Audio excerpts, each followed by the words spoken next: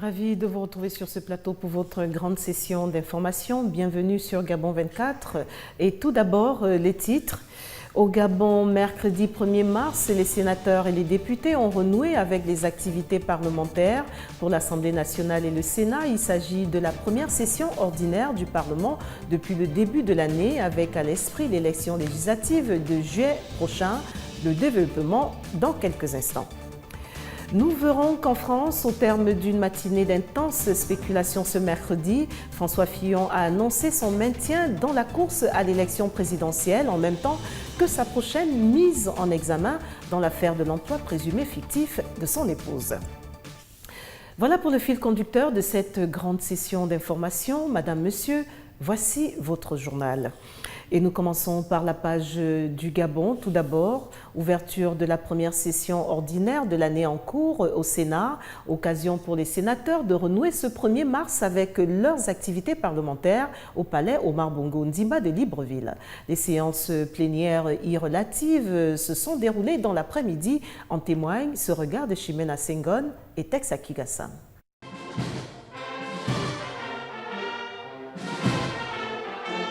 Après 2 mois d'intercession, les sénateurs font leur retour à l'hémicycle Omar Bongo Ondimba. L'ouverture de cette première session ordinaire est particulière. Le Sénat gabonais s'apprête à souffler sa 20e bougie. Cette session ordinaire s'ouvre au moment où le Sénat s'apprête à commémorer le 20e anniversaire de sa création. La première législature du Sénat, composée de 91 sénateurs, sous la présidence de feu Georges Rahiri, se réunissait pour la première fois dans l'hémicycle du Palais des conférences internationales de la Cité de la démocratie. Pour la présidente du Sénat, après 20 ans, l'expérience du bicaméralisme au Parlement gabonais se poursuit. Le Sénat se consolide à la satisfaction des collectivités locales et de la nation gabonaise. Il participe de manière active et positive à la mise en place par le gouvernement de la politique de la décentralisation, les élus locaux étant désormais au centre de ce vaste programme politique, économique, social et culturel.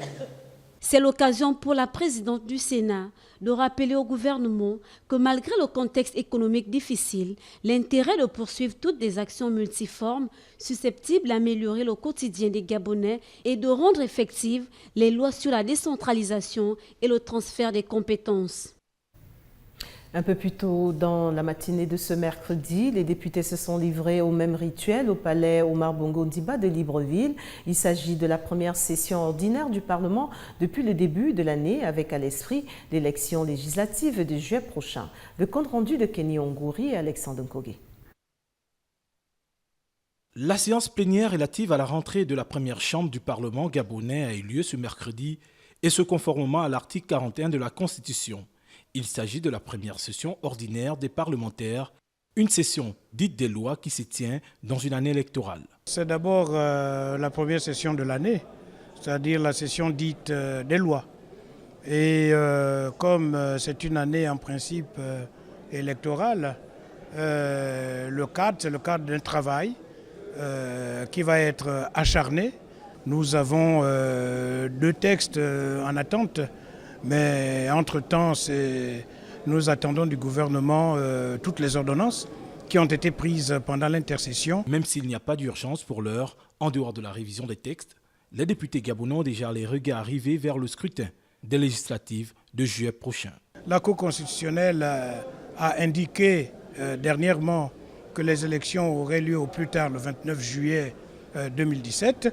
Nous nous en tenons à cette date. Les députés font leur travail. Quand il faudra repartir sur le terrain, chacun dans sa circonscription ira sur le terrain pour reconquérir les voix des électrices et des électeurs. Il y a lieu de rappeler que l'Assemblée nationale devait être renouvelée au mois de décembre 2016, mais la situation évoquée par le gouvernement avait eu l'assentiment de la Cour constitutionnelle qui a reporté le scrutin pour le mois de juillet 2017 au plus tard. Une rentrée qui se tient alors que le gouvernement gabonais prépare le dialogue politique. Cette rentrée parlementaire s'est tenue en présence des membres du gouvernement et du Premier ministre. J'en viens à cette brève remise du rapport des travaux préparatoires au président de la République, chef de l'État Ali Bongo Ondimba, ce jeudi à 10h30 au palais présidentiel côté bureau. Tous les membres du comité ad hoc majorité-opposition sont priés d'y être à 10h au plus tard.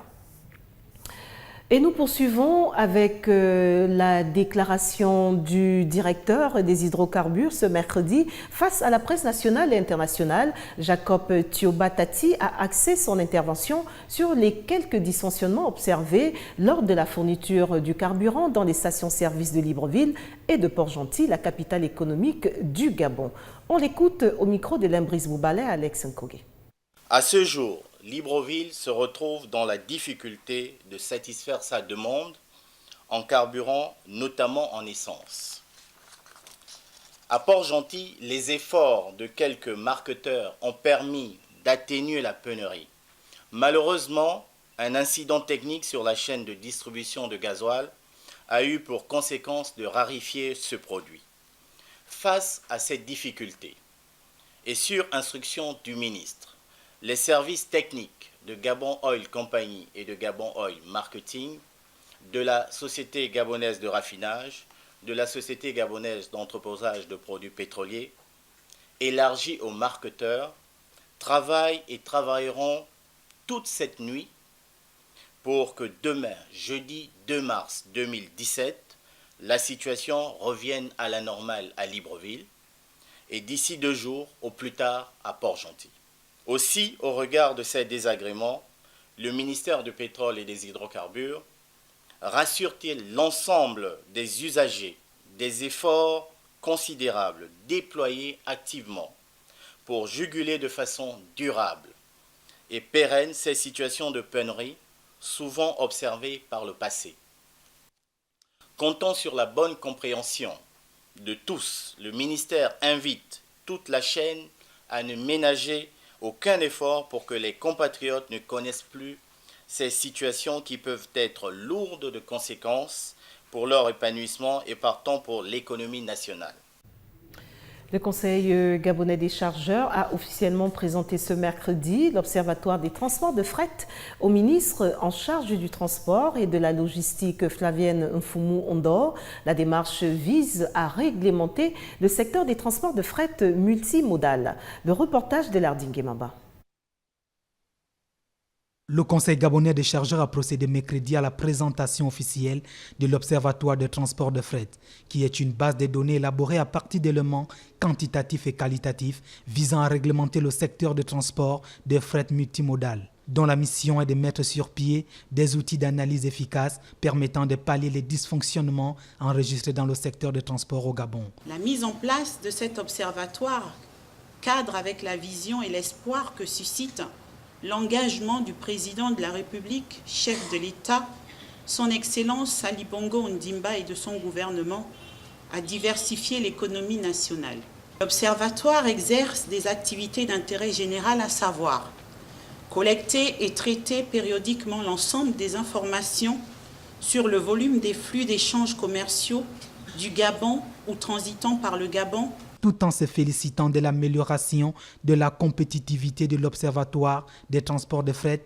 Le ministre des Transports et de la Logistique entend toutefois du Conseil gabonais des chargeurs une plus-value en matière de services. J'attends donc du Conseil gabonais des chargeurs la régularité des publications de l'Observatoire en termes d'informations statistiques, de revues spécialisées, de réalisation des études et recherches en apport avec les diverses problématiques liées à l'acheminement de marchandises dans notre pays. Les données qualitatives et quantitatives du trafic de fret issues des échanges internationaux constituent un facteur déterminant pour améliorer les performances du secteur de transport au Gabon.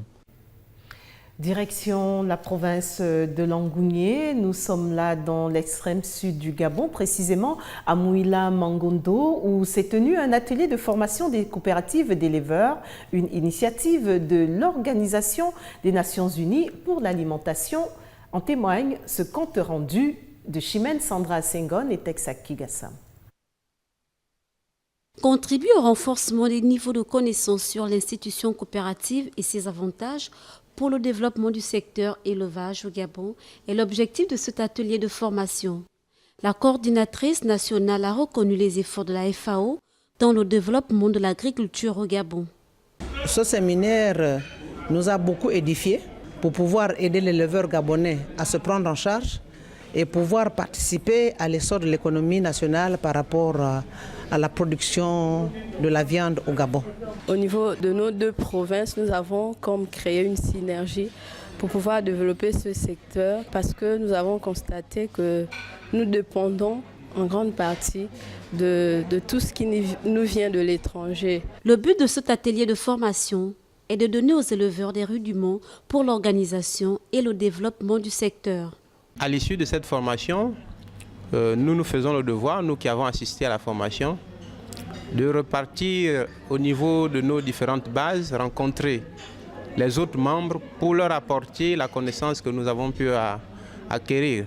Venus pour la plupart des villes voisines, les participants à cet atelier de formation ont émis certaines doléances auprès de la FAO, parmi lesquelles privilégier la formation et pérenniser ce genre de rencontres dans le but de les emmener à un meilleur rendement sur le terrain.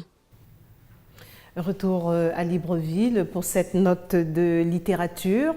Comment se comporte le livre gabonais sur le marché? S'est interrogé notre rédaction, surtout au regard des productions littéraires sans cesse croissantes, voire à l'examen du prix des œuvres gabonaises sur le marché local. Le reportage de Linda Gaël Maganga et Fred Ndongo.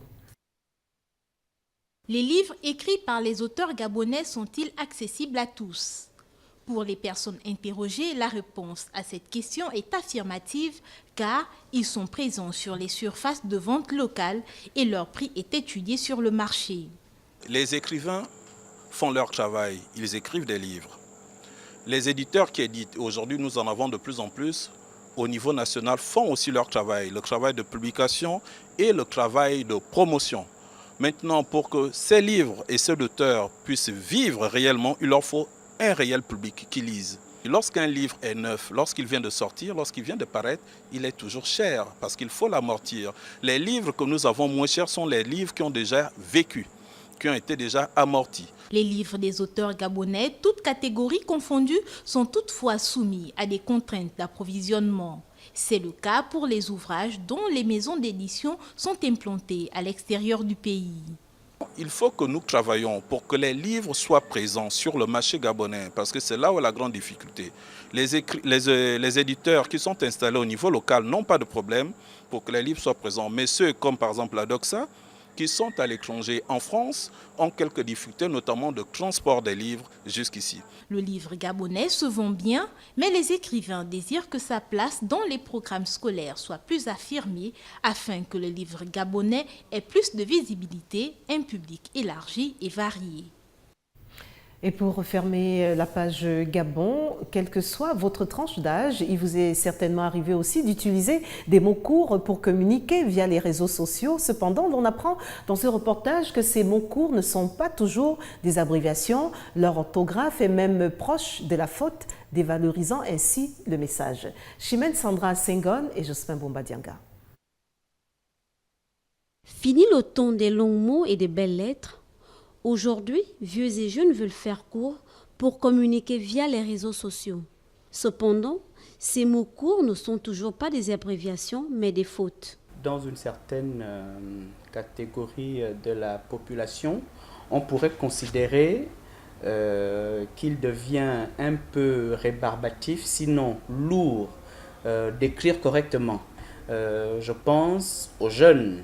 En dépit de leur tolérance sur les nouvelles plateformes de communication, les fautes d'orthographe et de grammaire peuvent néanmoins ternir l'image de la personne, voire même la remise en question de la qualité des études faites. Lire certains mails, on pourrait se poser des questions sur le niveau d'expression, le niveau de production écrite de certaines personnes.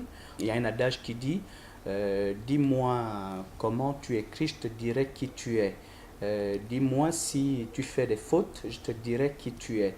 Pour les puristes, une faute ne devrait pas être tolérée, que ce soit à l'écrit ou à l'oral.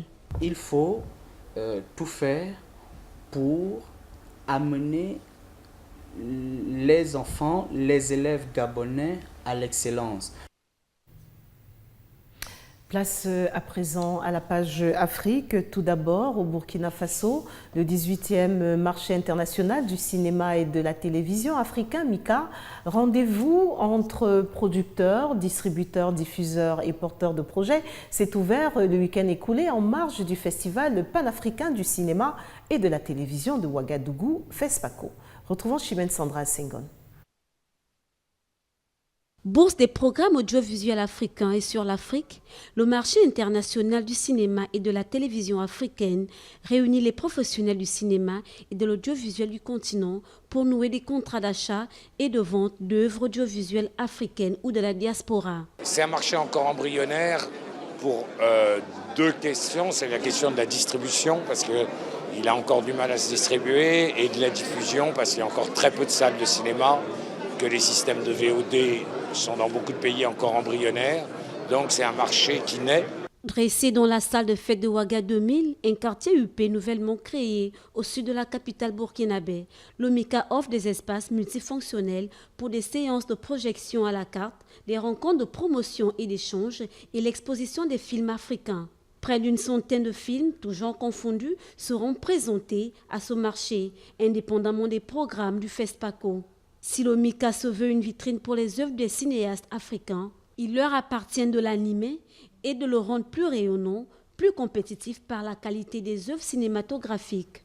Créé en 1983, soit 14 ans après le FESPACO, le MICA est né de la volonté des professionnels du cinéma et de l'audiovisuel du continent d'avoir un marché autonome et propre aux films africains.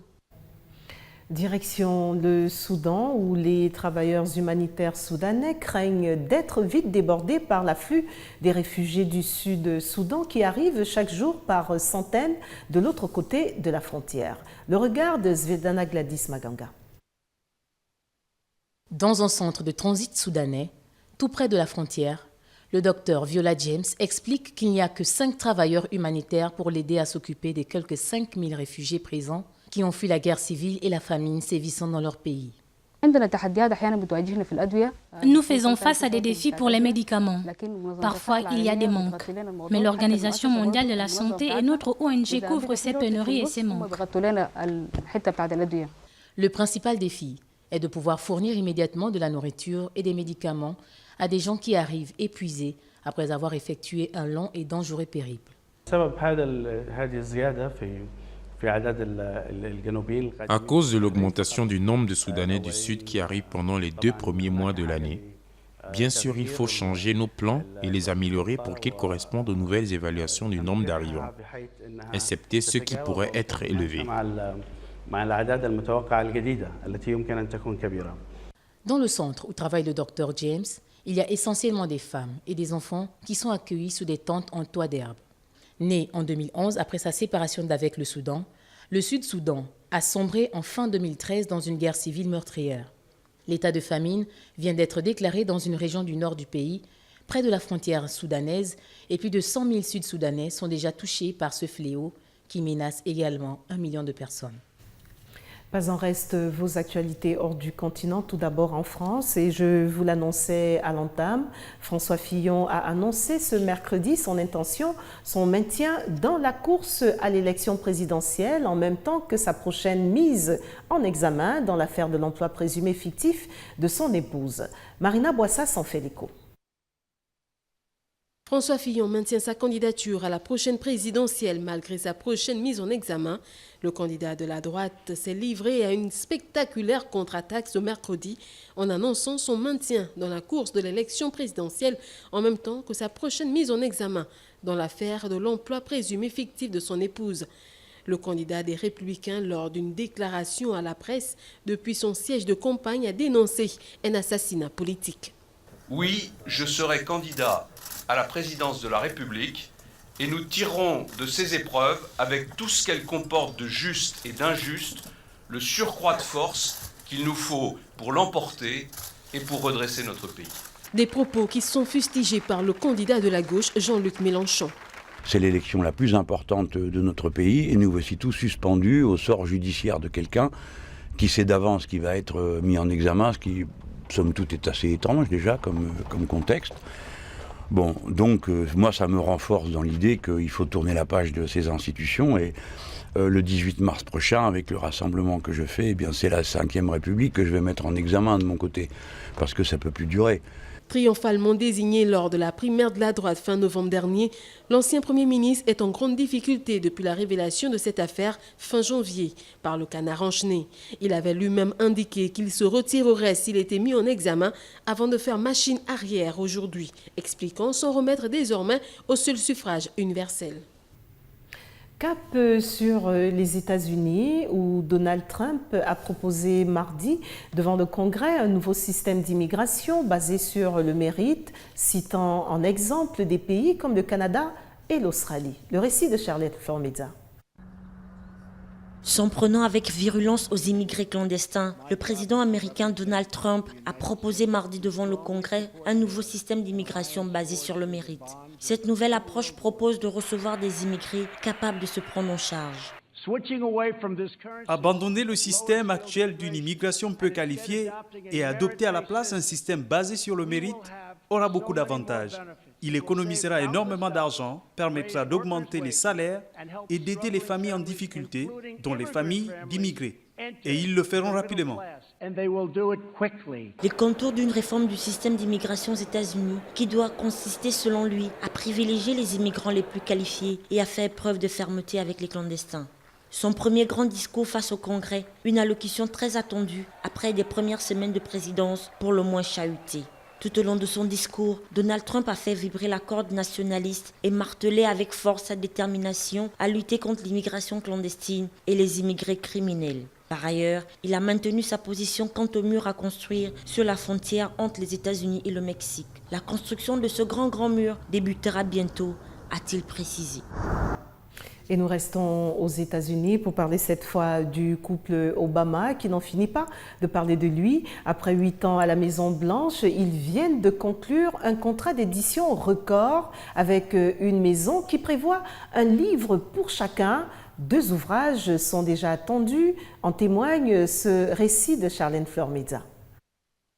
L'ancien couple présidentiel n'a visiblement pas l'intention de chômer. Après des vacances, c'est déjà le moment de se remettre au travail. L'ancien président des États-Unis, Barack Obama, et son épouse Michelle ont conclu un contrat d'édition record avec la maison Penguin Random House. Nous sommes absolument ravis de poursuivre notre collaboration d'édition avec le président et Madame Obama, a commenté le directeur général de l'éditeur, Marcus Dowell, dans un communiqué publié le 28 février.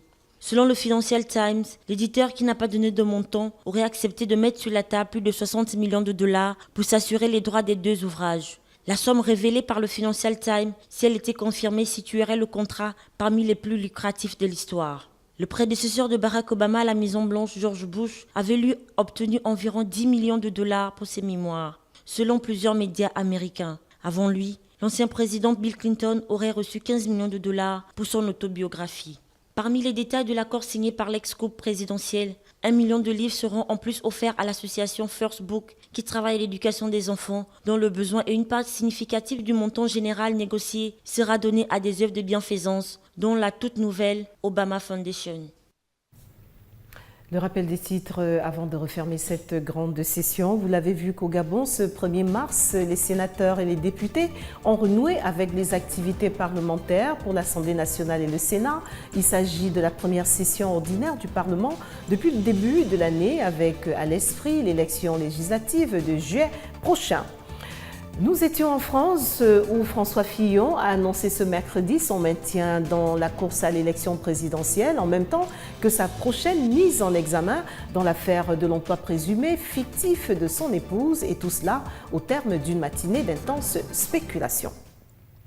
Voilà donc, Madame, Monsieur, tout ce qui a retenu notre attention pour cette grande session d'information. Au nom de toute l'équipe, merci pour votre fidélité. L'information continue sur Gabon 24, mais en attendant, n'oubliez surtout pas que quoi qu'il arrive entre-temps, gardez le sourire.